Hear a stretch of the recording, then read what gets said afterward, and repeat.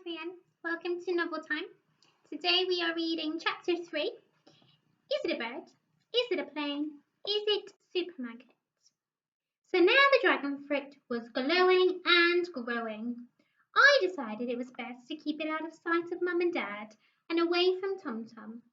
So I pulled out one of the storage drawers from the wooden unit that was crammed with all my toys. Shoving a heap of little plastic play figures to either side, I placed the fruit inside.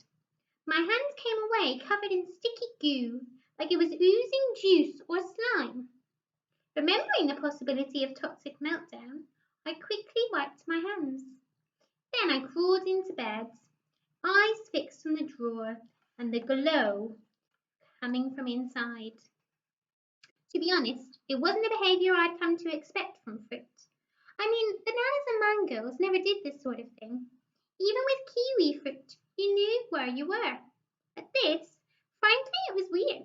I had every intention of keeping a close watch on the fruit.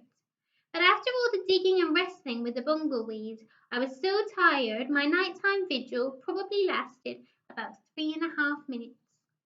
I don't know how long I'd been asleep when my eyes suddenly snapped open. The room was dark, but there was still a glow from the drawer. Suddenly, the whole wooden unit began to rattle and shake. That must have been what woke me.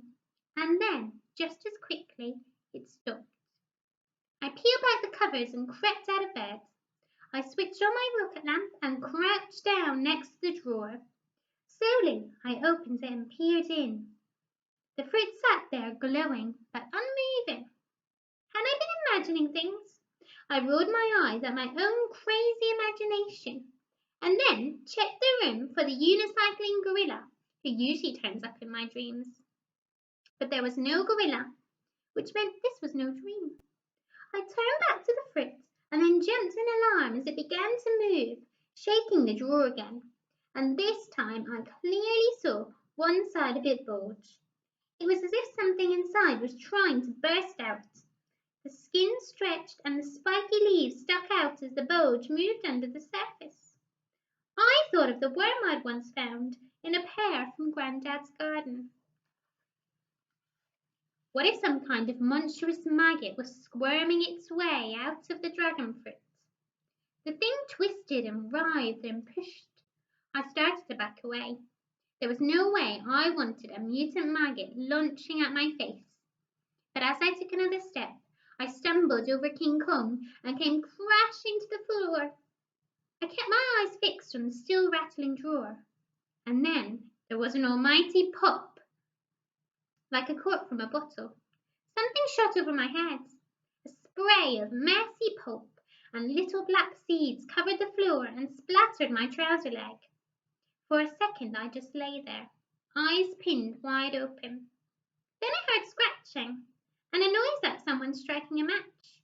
I spun around, eyes scanning the floor to see where the maggot, or whatever it was, had landed. But all I could see were the toys I hadn't put away. There was the scratching sound again, like the fizzle of a match igniting. Whatever was making the sound was behind my beanbag. The match struck for a third time. I edged closer, keeping my eyes firmly on the mound of the beanbag. As I bent towards it, one edge moved. There was something wriggling underneath, trying to squirm its way out. Where was Tom Tom when I needed him? He'd left enough sad little critters on my carpet over the years as presents. He'd definitely know what to do with some kind of mutant fizzing worm. My heart was hammering in my chest. I'd have run a mile, but if I took my eyes off it, it might slink away, and then I'd have to go back to bed knowing it could be somewhere in the room with me. I grabbed a mug from the desk and stood up, ready to trap whatever it was. Slowly and very, very gingerly, I lifted a corner of the beanbag. Every bit of me was poised, ready to jump out of my skin if the thing came shooting out at me. I lifted the beanbag higher, millimetre by millimetre, until I saw it, lying curled underneath. The mad hammering in my chest started to come as I gazed down at the tiny creature in front of me, which was most definitely not a mutant maggot, although quite what it was I had no idea. It looked like a bird, but it had thorny little spines down its back and seemed more leathery than feathery. It was bright red and its wings were scalloped, a bit like a bat's, and it shimmered in the light of my rocket lamp. Like it was having trouble deciding on the very best shade of red to be. As I stood there, my mouth gaping, it raised its head, swung it from side to side, and sneezed. Only what came out wasn't spit and bogies, but a bright little spark and a wheeze of smoke. And that's when my brain woke up and I knew, for sure and no messing, that was what nestled in my Batman dressing gown. Scratching its claws across Robin's head as it hopped from foot to foot was an actual dragon. Okay, see you tomorrow, 3M, for chapter 4.